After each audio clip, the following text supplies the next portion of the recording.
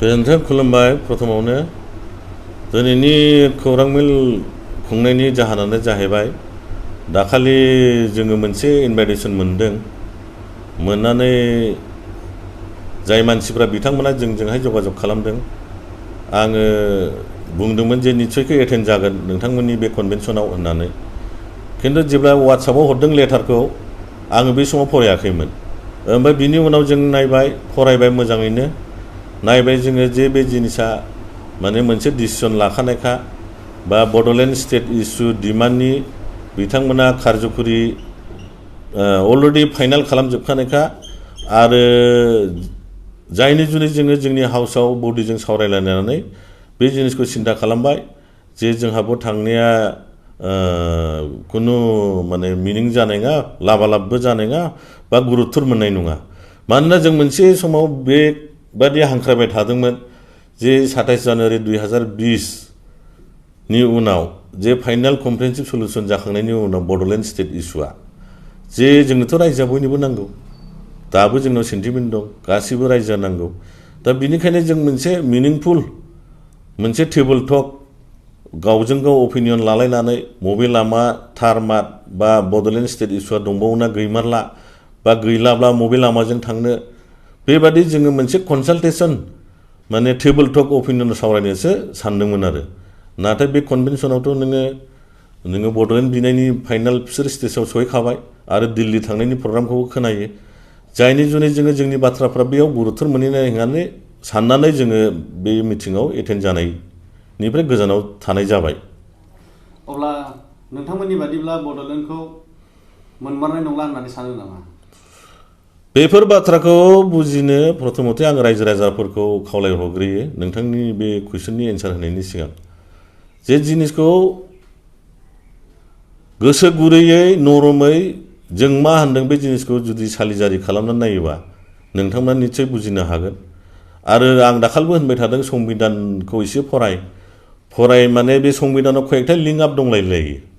थोंजों फरायब्लाबो थाल मोननाय नङा ओंखायनो लोगोसे जों बेखौ खावलायहरबाय थादोंमोन जे जोंनि मथेब्लाथ' जे बे बड'लेण्ड स्टेट इस्युआ मोननांगौआ कठिनसै माने असम्भब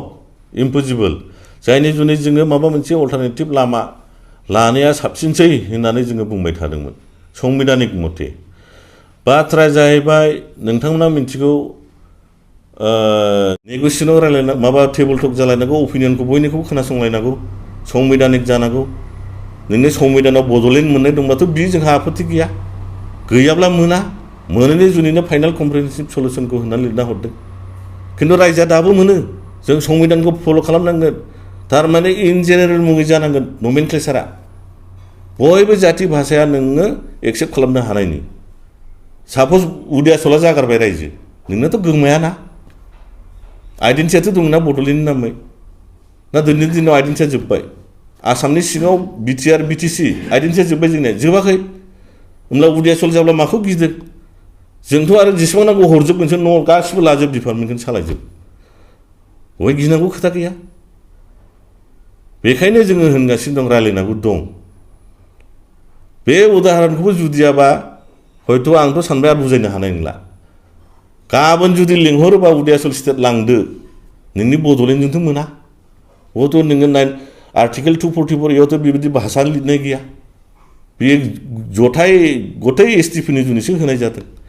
हारसिंल' नोङो बर'नि नामै दिदियक बाखि बेलाखौ साइलम होमब्ला जानाय नङा संबिधानाथ' नोंखौ एलाउ होआ जायनि जुनै जोंनि डिमान्डआ गोबाव बोसोरनिफ्राय फैनानै 27 जानुवारि 2020 आव फाइनाल होननाय मोनसे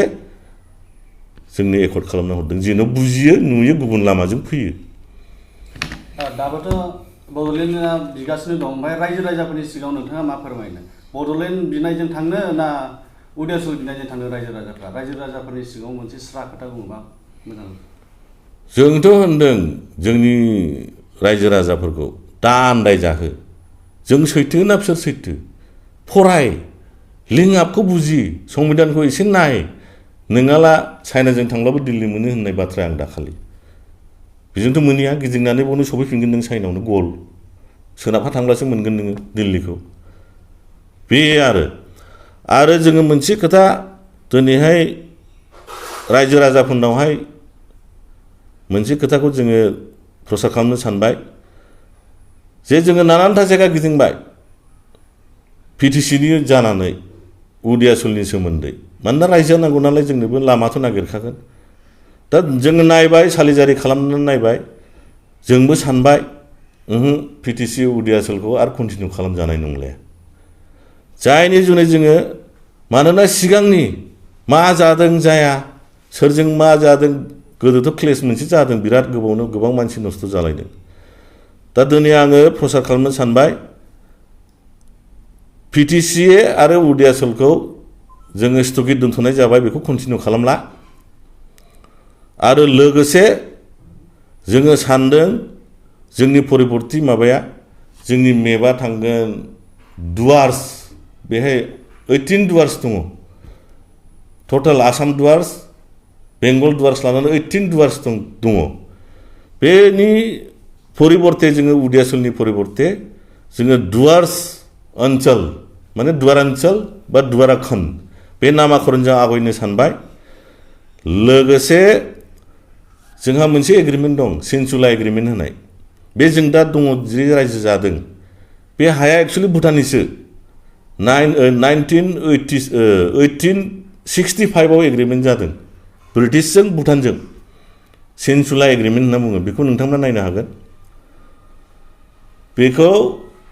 बे लेखाखौ बेंगल डुवार्स आसाम डुवार्सखौ ब्रिटिशफोरनो होदों बोसोराव 50,000नि जुनै माने खाजोना माने टेक्स माने नोंथांमोना बेखौ लादो बिनिमयाव जोंनो सालायदो लादो माने सालायदो बिनिमयाव जोंनो खाजोना हिसाबै 50,000 हरदो बे लेखा गासिबो भुटाननि गोजा ओंखायनो जोङो होनदों जोंनि हिस्ट्रि बेकग्राउन्डआ 1865 जोंखौ डुवार्सनि मानसि होननानैसो मिथिजोबगौ जायनि जुनै जुमदुवार समस्तिबो दङ जोंना कालिंदुवार समस्ति बिटिसिआव थिग बेबादिनो डुवार्स एलेखा बियो मथा मथि धनसिरि तिस्तानिफ्राय स्टार्ट जायो धनसिरि रिभार बारलाङो बिराद गिदिर एलेखा दा जों बेखौबो दाबिनो हायो हिस्ट्रि बेकग्राउन्ड दङ जोंहा दा रायजो राजानि सायाव हगार हरबाय बुंनो थाङोब्ला मोनसे रेफारेन्डाम बादि जे दुवारान्चलखौ बिनो ना उत्तरा मा होनो दुवाराखन्ड बिनो ना उदियासलखौ कन्टिनिउ खालामनो ना पिटिसिखौ कन्टिनिउ खालामनो नोंथांमोननि जों माबा कमेन्टफोरखौ नायगोन सोर मा हरो जोङो बुंनो थाङोब्ला रेफारेन्डाम बादि रायजो राजानो हगारबाय मानोना रायजो राजाखौ लासाराथ' नोङो आन्दलन खालामनो हाया जों हाखरावबो खोलैनो सानाखै जे मा डिसिजन जायो रायजोआ होनोब्ला उदियासलखौ कन्टिनिउ खालामनांगौ बेखौ दा खालामसै होनोब्ला जोंबो मानिगोन बिनिथ' अल्टारनेटिभ मेला लामा दंना दुवारान्चल जेरेखम उत्तरान्चल उत्तराखन्ड नामा मोननै थिग बेबादिनो मोननैबो जानो हागौ उत्तरान्चल माबा होनो दुवारान्चल दुवाराखन्ड मोनसेया थाबाय नोंने उदियाचल पिटिसि ओमफ्राय जोङो ओरै नामाकरणखौ लानो नागिरदों दुवारान्चल जनमन्च बे नामाकरण जोङो परबर्ती समाव आवगायनो सानदों दाबो फाइनाल जायाखै खिन्थु पिटिसि उदियाचलखौ जोङो दा स्थगित दोनथ'बाय बे सासपेन्ड जाबाय रायजो राजाया जेब्लासिम बुजिया जोङो रायजो राजाफोरखौ ओरैनो लांनानै हाखराव खोलैनो सानाखै ओंखायनो जों बुंदोंमोन बै दलखौ रायलायग्रो जोंजों रायलायनायाव माखौ गिनांगौ अपिनियन लालाय नोंसोर सैथोबा जों ओंखारफागोन होनदोंमोन जों सैथोब्ला जोंनिजों ओंखारफानांगोन बे साभाबिक खोथा दा बेखौ खालामालासेनो दा बड'लेण्ड डिमान्डनिसो दिल्ली प्रग्राम माबा प्रग्रामनो मोनसे माबा जागासिनो दङ मिथिला दा बेयाव थांनाय माने जों सापर्ट हैनाय जों होनदों बिनिखायनो जे मोनसे कनसालटेसन बा नमेनक्लेचारनि सायाव मोनसे टेबोल टक अपिनियन सावरायलायनाया जाग्रोनांगौ हाखु दाखु नङा बिनि उनाव आवगायगोन ज' दा बिनिखायनो जोङो एटेन्ड जाहैयाखै आरो बड'लेण्डखौ मोननो हायैनि खारनानो जाहैबाय मोनसे जाथि कमिउनिटिनि मुङै लेन्डखौ मोननो हायैनि मेन खारनानो जाहैबाय 1956 आव नेशनेल सिकिउरिटि इन्टिग्रिटिखौ ध्यानाव दोननो थिननायानो जाहैबाय जे देशआबो थानांगौ रायजोआबो जानांगौ दालायाबो जानांगौ फिथाइयाबो गोबां थायनांगौ बिबाराबो गोबां बारनांगौ देशआ मजबुत जानांगौ बाथ्रा जाहैबाय नोंथांमोना मिथिगौ भारताव 2000नि बारा रिकगनाइज जाथि कमिउनिटिनि मानसि दं बुजिबाय दानिया हमना लादो फिसालानो भारतआ हमना लादो 2000 जन फिसाला दं फिसाला सासेनो जुदि 1 बिगा रानना होब्ला गुबुन फिसालानो रानना होनांगौना होनाङा बेनो मौलिक अधिकार बिफानि सम्पथिखौ आधा बिगानमोन 1 बिगानमोन फवासेनमोन बिनि फिसालाफ्रा मोनथारनांगौ नङा होमबा जायनि जुनै होनदों आङो जे बड'लेण्ड स्टेटआ जाया मानोना बियो मोनसे जाति कमिउनिटि बेसिसआव संजाति बंसधर गत्रनि मुङै मोनसे लेन्ड बिनाय जाहैदों दा बर'नो बड'लेण्ड होयोबा माखि राभानो होनाङा सावथाल लेन्ड होनाङा मिया लेन्ड होनाङा गार' लेन्ड होनाङा गुरखा लेन्ड होनाङा नों मा होननो हायोखि जोंनोल' होदो बिसोरनो दाहोसैलै नोंथ' होननो हाया संबिधाना एखे सासे फिसालानो 1 बिगा जुदि लेन्ड रानना होयोबा नों गथै फिसा 2000 जन रिकगनाइज फिसालानो रानना होनांगौ बुंनो थाङोब्ला फुनसिलिं खाथियाव टट' जाथि दं 5000 जनल' बिसोरबो लेन्ड मोनो जोंनो होबाय नालाय बड'लेण्ड बिसोर माखि भारतनि नागरिक नङा बिसोरबो भट होयो टेक्स होयो टट'आबो जयगाव खाथियाव टट' लेन्ड मोननांगौ दा बेखौ दिल्लीया मोजाङै मिन्थिगौ सालिजारि खालामना नायजोबनाय जे मोनसे जाति कमिउनिटिनि बेसिसनि मुङै लेन्ड होब्ला भारत देशानो थाया दालाय जाजोबनोसैना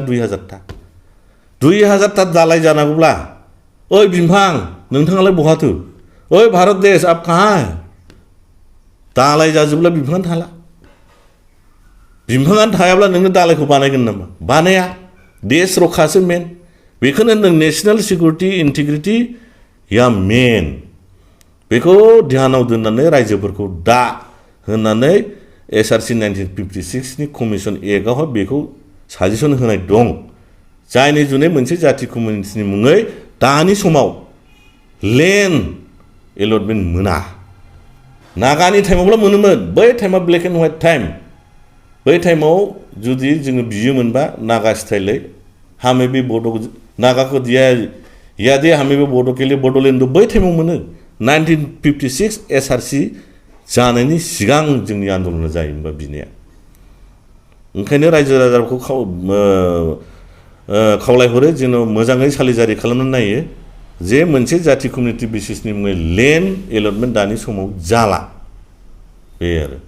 भारतआव साप'ज मोनसे उदाहरन होनोसै आङो 1917 आव NRC खौहाय जोंनि मोनसे लिगेसि लादों बिनि मानिया जाहैबाय मोनसे सेन्सास जादों जे 71 नि उननि जायफोर लेखा गोनां बिसोरो भारतनि नागरिक नङा होमबा 71 नि उननिफ्राय जायफोरहा दंफैयो बा खुनु डकुमेन्टसफोर गैया बिसोरो लिगेसि नङा बा बहिरागत हमना लादो खायसे बांलादेशि बेफोर रोखोम थिग बे भारत स्वाधीन जाखांनायनि उनाव जोंनि मेन लिगेसि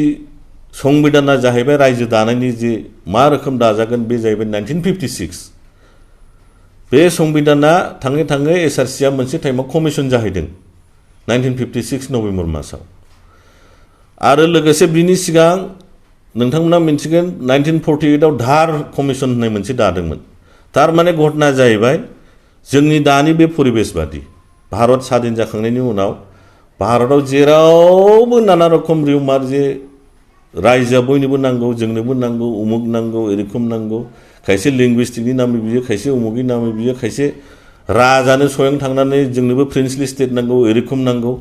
दा बेखौ लानानै माबादि रायजो दामार जायो दाजानांगौ बेखौ लानानै कमिसन दानाय जादोंमोन 1948 आव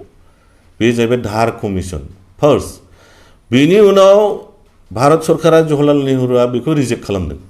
खालामनानै निजे स्वयं JVP होननाय मोनसे कमिसन दाबावदों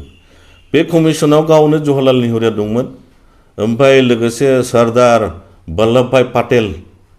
आरो लोगोसे पि सीतारामैया बिथांमोना दानानै नायबाय बेबो प्रযোज्य जाया ओमफ्राय बेखौ रिजेक्ट खालामदों लास्टआव 1953 आव फजल आली आयोग SRC कमिसनखौ दादों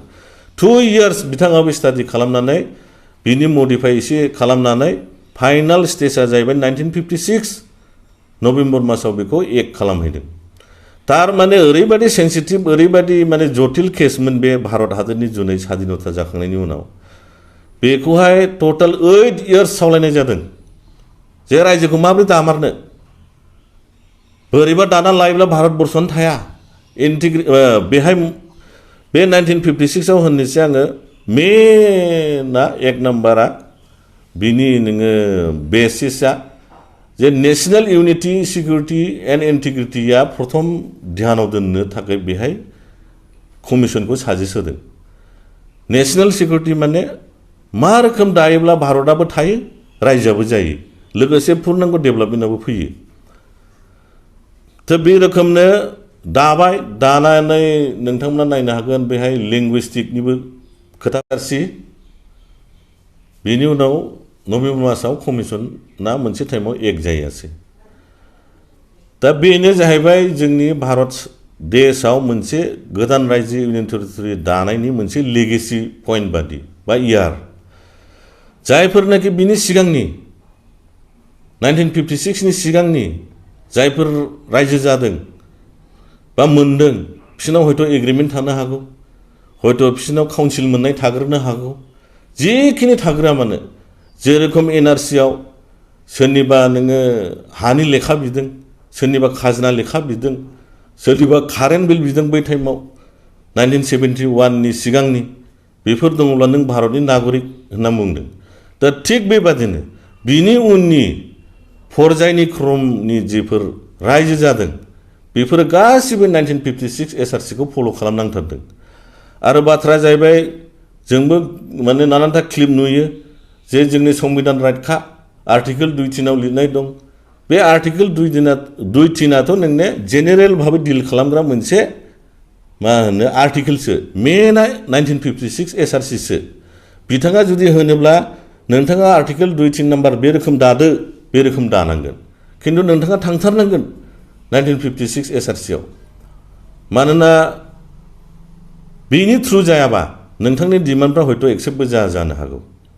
जायनि जुनै जोङो होनगासिनो दङ आरो दा बाथ्राया जाहैबाय होमब्ला जोङो बोरै रायजोखौ मोनमारगोन बे आरो बड'लेण्डखौ मोननो हायैनि खारनानो जाहैबाय मोनसे जाथि कमिउनिटिनि मुङै लेन्डखौ मोननो हायैनि मेन खारनानो जाहैबाय 1956 आव नेशनेल सिकिउरिटि इन्टिग्रिटिखौ ध्यानाव दोननो थिननायानो जाहैबाय जे देशआबो थानांगौ रायजोआबो जानांगौ दालायाबो जानांगौ फिथाइयाबो गोबां थायनांगौ बिबाराबो गोबां बारनांगौ देशआ मजबुत जानांगौ बाथ्राया जाहैबाय नोंथांमोना मिथिगौ भारतआव 2000 नि बारा रिकगनाइज जाथि कमिउनिटिनि मानसि दं बुजिबाय दानिया हमना लादो फिसालानो भारतआ हमना लादो 2000 जन फिसाला दं फिसाला सासेनो जुदि 1 बिगा रानना होब्ला गुबुन फिसालानो रानना होनांगौना होनाङा बेनो मौलिक अधिकार बिफानि सम्पतिखौ आधा बिगानमोन 1 बिगानमोन फवासेनमोन बिनि फिसालाफ्रा मोनथारनांगौ नङा होमबा जायनि जुनै होनदों आङो जे बड'लेण्ड स्टेटआ जाया मानोना बियो मोनसे जाथि कमिउनिटि बेसिसाव संजाति बंसधर गत्रनि मुङै मोनसे लेन्ड बिनाय जाहैदों दा बर'नो बड'लेण्ड होयोबा माखि राभानो होनाङा सावथाल लेन्ड होनाङा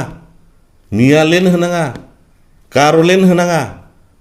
गुरखा लेन्ड होनाङा नों मा होननो हायोखि जोंनोल' होदो बिसोरनो दाहोसैलै नोंथ' होननो हाया संबिधाना एखे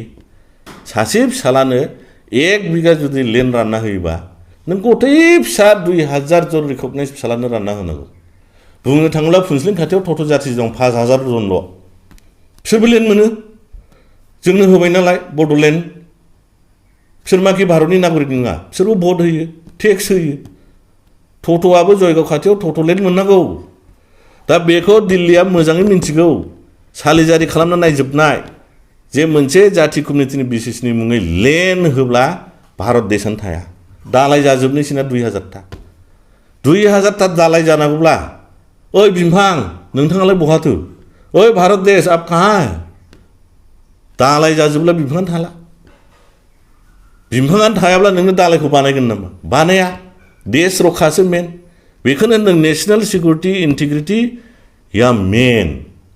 बेखौ ध्यानाव दोननानै रायजोफोरखौ दा होननानै एसआरसि 1956 नि कमिसन एकआवहाय बेखौ साजेसन होनाय दं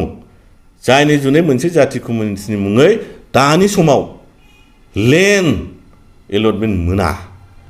नागानि टाइमावल' मोनोमोन बै टाइमा ब्लेक एन्ड व्हाइट टाइम बै टाइमाव जुदि जोङो बियोमोनबा नागा स्टाइलै हमें भी बड' नागाखौ दिया यादे हमें भी बड' के लिए बड'लेण्ड बै टाइमाव मोनो 1956 एसआरसि जानायनि सिगां जोंनि आन्दलना जायोमोनबा बिनाया ओंखायनो रायजो राजाखौ खावलायहरो जेन' मोजाङै सालिजारि खालामनानै नायो